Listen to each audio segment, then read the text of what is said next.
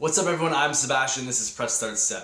We are less than a week away from the Nintendo Switch Nintendo Direct that's going to confirm or deny all the rumors circulating around regarding price and specs and all the things like that. And before we go ahead and watch that on Friday, I wanted to make a prediction video saying what I expect to be revealed on Friday.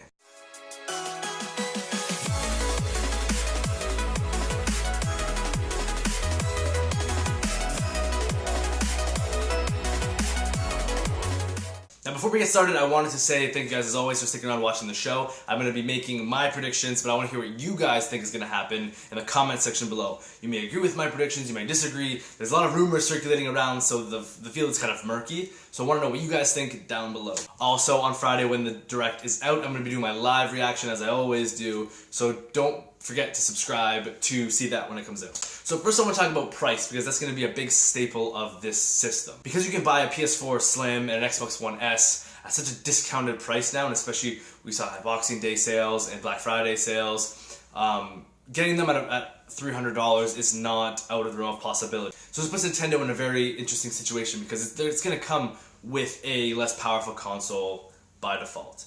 And it has to be able to provide it at an amount of money that's going to give them a profit, while not discounting the luxury of the item. What my prediction would be is going to be $350 Canadian. Now the Canadian to US exchange is a total fucking mess right now, but I'm from Canada, so I'm going to do my Canadian dollar prediction. $350 seems like a very good solid number. It allows them to assumedly sell at a profit while staying in the realm of what the other competition is targeting their consoles at. But the problem is any lower and you kind of start to shortchange yourself. If they come out with the console at $250, I would be concerned buying it, because by default I would immediately assume it's not as powerful as it could be, the battery life sounds good as it could be. If it's coming in really, really low, it would give me cause for concern. Next, I want to talk about power and battery life. And the reason why I'm talking about these two things at the same time is they're very much so interconnected.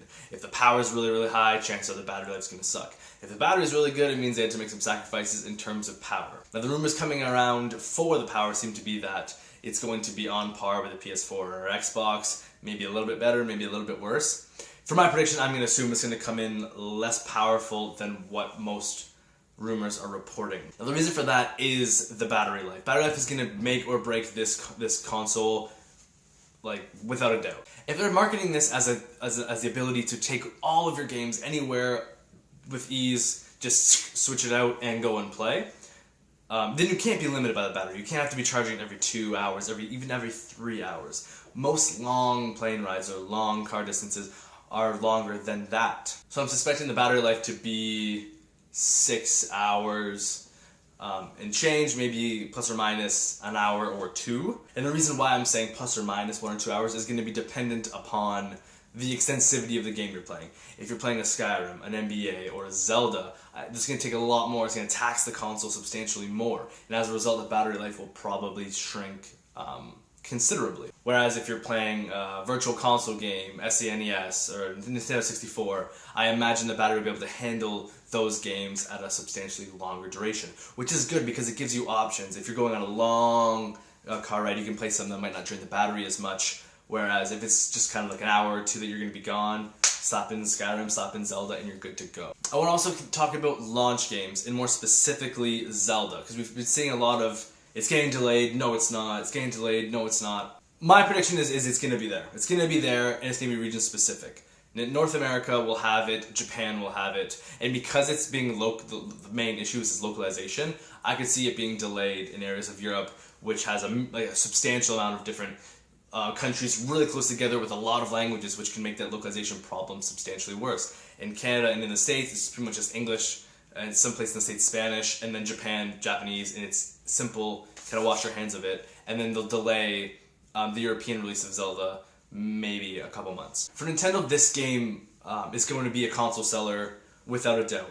If they don't have a Zelda game, sales will probably, they'll probably be good, but they won't be as good as they could be, and they'll probably see a spike when the Zelda does come out. So they'd be foolish not to capitalize on that huge influx with releasing Zelda at launch. And also in terms of other games, so during the reveal trailer they had a Skyrim and NBA 2K17 or 2K16 I believe.